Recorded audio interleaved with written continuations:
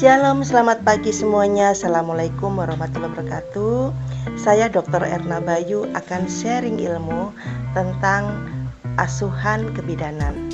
Kali ini mata kuliah bisa diberikan kepada S1 kebidanan.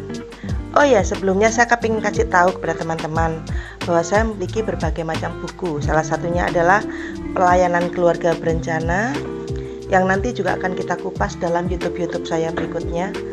Kemudian ada Kegawat Daruratan Maternitas. Kemudian ada Keluarga Berencana dan Cash Pro. Ada buku ajar onkologi dan berbagai buku yang lain. Ada sekitar belasan buku ada di Togamas dan Gramedia. Yang lainnya total jumlah semuanya 30 buku, namun sedang kami proses untuk disempurnakan dan kami publish sesuai dengan kebutuhan. Baik, pada hari ini kita akan membahas tentang kebidanan komplementer. Apa sih kebidanan komplementer itu? Apa sih terapi komplementer itu? Terapi komplementer adalah suatu bidang ilmu kesehatan yang bertujuan untuk menangani berbagai penyakit dengan teknik tradisional, juga dikenal sebagai pengobatan alternatif. Terapi komplementer tidak dilakukan dengan tindakan bedah dan obat komersil yang diproduksi secara massal. Namun biasanya menggunakan berbagai jenis terapi dan obat herbal. Di sini kita juga akan belajar tentang hipnoterapi kebidanan. Apa sih perbedaan terapi alternatif dengan pengobatan komplementer? Pengobatan alternatif, apa itu? Pengobatan alternatif merupakan terapi sebagai pengganti pengobatan konvensional atau medis, sedangkan pengobatan komplementer, terapi ini bersamaan dengan pengobatan konvensional. Pengobatan alternatif merupakan suatu bentuk pengobatan kesehatan yang menggunakan cara, alat, atau bahan yang tidak termasuk dalam standar pengobatan medis. Macam-macamnya apa aja sih, kan gitu. Macam-macamnya ada hipnoterapi. Hipnoterapi dalam kebidanan komplementer. Teknik hipnoterapi dan pemanfaatannya dalam asuhan kebidanan komplementer. Hipnoterapi dapat digunakan untuk mengatasi beberapa kondisi seperti sakit kronis, masalah konsentrasi, kontrol merokok, dan tentu saja untuk kesehatan mental. Terapi ini dapat efektif untuk membantu seseorang menangani atau mengendalikan perasaan cemas, stres, sedih agar menjadi lebih baik, khususnya saat apa? Saat proses persalinan. Pengobatan komplementer yang kedua adalah pengobatan dengan cara akupuntur. Akupuntur adalah teknik pengobatan Cina kuno sih, dengan menggunakan jarum yang sangat tipis untuk merangsang titik tertentu di tubuh. Akupuntur dilakukan dengan keyakinan bahwa setiap titik yang ada di tubuh memiliki hubungan tersendiri dengan penyakit tertentu. Sehingga dengan merangsang titik tertentu, penyakit yang berhubungan dengan titik tersebut dapat disembuhkan. Ini salah satu bentuk pengobatan alternatif komplementer. Juga dipercaya dapat mengembalikan keseimbangan energi tubuh. Oleh karena itu, terapi ini paling efektif untuk menangani nyeri kronis, mual, pusing, dan muntah. Sebagai jenis terapi yang efektif untuk menghilangkan rasa sakit, akupuntur banyak digunakan untuk mengobati sakit kepala, terutama sakit kepala yang kronis ya, nyeri pada bagian bawah punggung, pengapuran sendi lutut. Akupuntur juga dipercaya dapat menangani gejala kanker. Manfaat akupuntur pada asuhan kebidanan komplementer itu apa saja? Yang pertama, pada prakehamilan. Akupuntur bekerja dengan memperbaiki keseimbangan hormonal dan meningkatkan aliran darah di rahim sehingga kemungkinan terjadinya kehamilan dapat ditingkatkan. Yang kedua, di masa kehamilan, akupuntur dapat membantu meredakan mual dan muntah, bahkan pegal-pegal dan lain-lain. Keluhan-keluhan pada ibu-ibu hamil pada umumnya. Pada proses persalinan, akupuntur dapat berperan untuk mengurangi nyeri pada saat kita bersalin ya, atau pada saat perempuan bersalin, dan mengurangi derajat stres. Pada saat menyusui, Akupuntur pun masih bermanfaat, yaitu merangsang saraf pusat untuk memproduksi hormon prolaktin sehingga memenuhi jumlah ASI. Selain akupuntur, apalagi saudara-saudara yang masuk dalam kebidanan komplementer. Nah, berikutnya ada yang namanya akupresur. Akupresur ini pijat ya, pijat di daerah tertentu. Ada beberapa titik pemijatan yang bisa dilakukan untuk mengurangi kondisi yang kurang baik pada saat kehamilan, persalinan, dan menyusui. Teknik ini dikenal juga sebagai teknik Laugong. Titik perikardium 8 atau PC8 yang penting untuk mendorong persalinan. Lokasi titik ini terletak di tengah-tengah telapak tangan. Jadi di sini ya areanya. Kita bisa mendapatkannya hanya dengan mengepalkan tangan dan menemukan titiknya. Saat ujung jari tangan kita menyentuh telapak tangan, ya, gini, kita menemukan titiknya nih. Oh, di sini. Nah, gunakan ibu jari Anda untuk menekan ringan pada titik tersebut. Lalu pijat selama beberapa detik. Ini bisa mengurangi rasa sakit pada saat persalinan. Berikutnya, ada lagi lokasi pijat yang paling umum. Nah, titik ini disebut sebagai large intestine 4 atau menuju ke usus besar. Titik ini juga dikenal dengan nama Hegu yang bisa menginduksi persalinan. Selain itu, memijat titik bagian ini bisa mengurangi rasa sakit dan memperkuat kekebalan daya tahan tubuh. Titik ini ada di punggung tangan di sini, di antara ibu jari serta telunjuk jari. Cobalah menekan titik ini selama 1 menit. Lalu selingi dengan istirahat sejenak selama 1 menit. Lalu Anda kembali boleh melakukannya selama beberapa kali. Nah, seperti ini. Selisih semenit-semenit ya. Ini untuk mengurangi rasa sakit pada saat bersalin. Nah, kemudian di area kaki.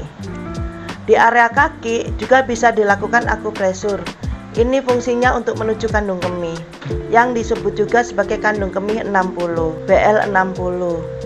Titik ini dikenal sebagai Kunlun yang bisa meringankan nyeri saat persalinan. Selain itu, titik ini bisa lebih mengurangi dan mengatasi penyumbatan di usus halus maupun di usus besar. Gunakan ibu jari untuk memberikan tekanan ringan ke BL60 ya, dan pijat titik selama beberapa menit. Ini yang namanya BL60. Berikutnya adalah titik spleen. Titik ini dikenal sebagai Sanyinjiao yang juga dianggap efektif untuk menginduksi persalinan. SP6 ini terletak di atas pergelangan kaki ya, di bagian belakang tulang kering atau betis bawah. Gunakan jari telunjuk untuk memberikan tekanan kuat pada titik ini selama beberapa detik. Lakukan kembali setelah beristirahat 1 menit. Berikutnya adalah titik bladder seperti BL60. Titik ini merupakan titik untuk menuju ke kandung kemih. Disebut juga dengan ciliau. Titik ini berada di sekitar bokong antara tulang belakang. Selain bisa memperlancar kelahiran karena memicu kontraksi, titik ini pun diyakini bisa meringankan berbagai macam masalah ginekologis. Cobalah pijat area jari pada titik ini, bergerak ke arah bokong, lalu diulangi beberapa kali. Nah, berikutnya adalah Ayurveda. Ayurveda ini ditemukan di India lebih dari 2000 tahun lalu. Obat Ayurveda bertujuan untuk menyeimbangkan pikiran, tubuh, dan jiwa. Obat ini terbuat dari tanaman yang telah terbukti efektif untuk mencegah penyakit, menghilangkan rasa sakit, dan meningkatkan kesehatan tubuh. Namun pasien harus berhati-hati ya dalam memilih obat Ayurveda karena beberapa laporan yang menyatakan bahwa obat ini kemungkinan mengandung timah, arsenik, dan merkuri. Pengobatan Ayurveda adalah salah satu penyembuhan holistik tertua di dunia. Jenis pengobatan ini dikembangkan lebih dari 3000 tahun yang lalu di India. Di Amerika Serikat, Ayurveda dianggap sebagai bentuk pengobatan komplementer dan alternatif. Ayurveda berdasarkan pada keyakinan bahwa kesehatan kebugaran tergantung pada keseimbangan antara pikiran, tubuh, dan jiwa. Tujuannya apa sih? Meningkatkan dan menjaga kesehatan, bukan untuk melawan penyakit. Menjaga kesehatan selama kehamilan. Kemudian komplementer yang lain adalah homeopati.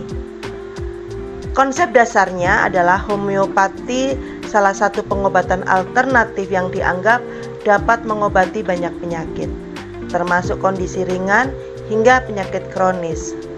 Pengobatan ini mulai dikembangkan pada tahun 1790 oleh seorang dokter Jerman yang bernama Samuel Hahnemann. Prinsip utama dari pengobatan ini adalah bahwa zat yang menyebabkan gejala tertentu juga dapat membantu menghilangkan gejala tersebut. Prinsip kedua didasarkan pada proses pengenceran dan pengocokan yang disebut sebagai section, dan teorinya semakin banyak zat yang diencerkan dengan cara ini, semakin besar kekuatannya untuk mengobati gejala. Apa sih definisi dari homeopati itu? Homeopati adalah pengobatan alternatif dengan menggunakan bahan alami yang dipercaya dapat mengatasi berbagai gejala penyakit. Bahan alami ini termasuk tumbuhan, mineral, dan hewan. Homeopati yang diklaim dapat digunakan untuk mengobati berbagai masalah kesehatan, termasuk beberapa penyakit kronis. Penyakit yang dapat diobati oleh homeopati diantaranya adalah alergi, migrain, depresi, sindrom kelelahan kronis, artritis reumatoid, sindrom iritasi usus, kemudian sindrom premenstruasi. Pengobatan ini juga dapat digunakan untuk kondisi ringan, termasuk memar, luka goresan, sakit gigi, sakit kepala, mual, batuk pilek. Pengobatan bukan untuk kasus darurat atau kondisi yang membahayakan nyawa seperti asma, kanker, penyakit jantung, dan tidak digunakan untuk sebagai pengganti vaksin. Pengobatan homeopati sudah berlangsung ribuan tahun dan tiap obat diresepkan sesuai dengan gejala spesifik. Berikut ini beberapa alasan mengapa homeopati aman untuk ibu hamil. Obat-obatan homeopati tergolong encer dan tersedia dalam berbagai potensi. Bentuk tablet lebih disukai bagi ibu hamil. Tidak ada efek samping dari pengobatan homeopati. Bahkan ibu-ibu yang hamil bisa mengkonsumsinya bersamaan dengan obat-obatan konvensional. Obat diresepkan sesuai dengan kondisi fisik atau kondisi dari spesifikasi seorang pasien, sehingga lebih efektif menangani gangguan dan keluhan. Homeopati bekerja mengikuti sistem kekebalan alami guna menyembuhkan tubuh kita, alih-alih menghentikan gejala. Manfaat homeopati untuk kebidanan atau untuk ibu hamil apa saja? Yang pertama, untuk menangani masalah konstipasi. Beberapa jenis ramuan bisa dipakai untuk menangani masalah konstipasi. Contohnya, Nux vomica dipakai untuk menuntaskan buang air besar dan mengurangi keluhan perut kembung. Yang kedua, mengatasi morning sickness. Sepia, namanya sepia ya. Ini membantu mengatasi rasa mual, khususnya untuk melihat dan membaui makanan tertentu. Tabakum mengurangi rasa mual yang kerap muncul akibat bau-bauan yang keras. Ya, misalnya bau apa? Bau asap rokok. Muntah bisa menggunakan Symphocarpus racemosa. Bisa jadi ramuan penyembuh untuk muntah-muntah. Untuk menangani heartburn, bisa menggunakan Natur carbonicum, ideal untuk ibu hamil yang sistem pencernaannya sensitif pada produk susu. Arsenicum album, tepat untuk meredakan rasa panas di perut dan keluhan muntah. Menangani kecemasan, bisa menggunakan Erginum nitricum untuk menenangkan diri dalam menghadapi masa-masa genting seperti persalinan. Kemudian terapi komplementer yang lain adalah aromaterapi. Konsep dasarnya adalah kehamilan adalah sesuatu yang menakjubkan bagi para ibu. Kondisi kehamilan membuat ibu kelelahan bahkan stres. Ibu hamil bisa memanfaatkan aromaterapi agar kembali segar. Aromaterapi memiliki berbagai macam atau manfaat yang beragam, mulai dari mengurangi rasa mual, membuat ibu merasa lebih rileks, meminimalisir insomnia, hingga memberi rasa yang sangat nyaman. Tetapi hindarilah penggunaannya pada trimester 1 karena kondisi trimester 1 itu masih sangat lemah. Penggunaan aromaterapi di trimester 2 cobalah berkonsultasi dulu dengan dokter kandungan ya. Hindari mengoleskan minyak aromaterapi langsung ke tubuh ibu. Lebih baik tuang di tungku kecil untuk dihirup aromanya. Dari aroma-aroma yang memicu kontraksi, di antaranya adalah rosemary, juniper, thyme, oregano, peppermint, basil, clarisix. Perhatikan jenis aroma yang tercantum pada label agar tidak berefek buruk pada kehamilan. Satu lagi, ibu kalau menghirup aromaterapi, hiruplah di ruangan yang luas atau di ruangan yang masih ada sirkulasi udara bagus. Jangan di ruangan yang pengap dan sangat tertutup karena ibu akan pusing. Nah, gunakanlah hanya sekitar 15 menit saja, nggak usah lama-lama.